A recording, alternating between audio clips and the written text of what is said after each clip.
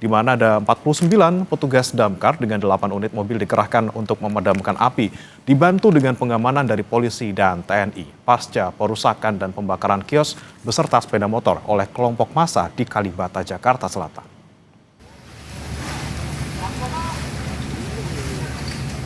8 unit mobil pemadam kebakaran dan 49 personil damkar Jakarta Selatan terus memadamkan api dari puluhan kios, sepeda motor, dan mobil. Sebelumnya dirusak dan dibakar kelompok massa.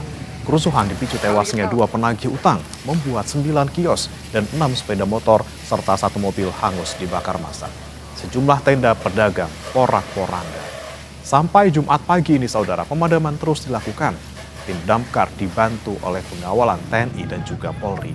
Sementara polisi masih memburu pelaku kerusuhan ini.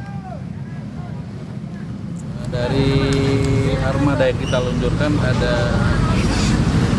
8 unit berikut pendukung, 49 personil, 9 kios, terus 6 kendaraan roda 2 dan 1 kendaraan roda 4. Tadi sempat ada pengawalan nggak Pak dari petugas kepolisian atau TNI? Ada pengawalan untuk masuk sini ya? Iya, kita memang nunggu pengawalan dari pihak keamanan.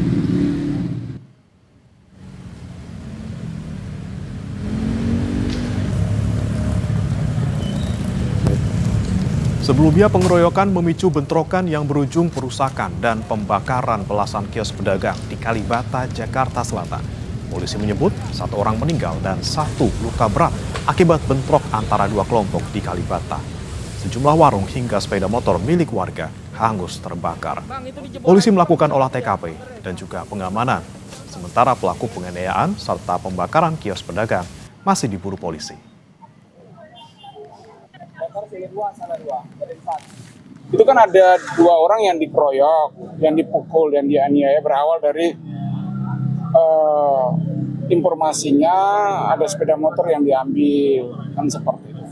Jadi akibat dari pengeroyokan itu yang menyebabkan 1 meninggal dunia dan 1 luka berat itu, tiba-tiba ada sekelompok massa yang datang setelah maghrib itu, datang langsung merusak.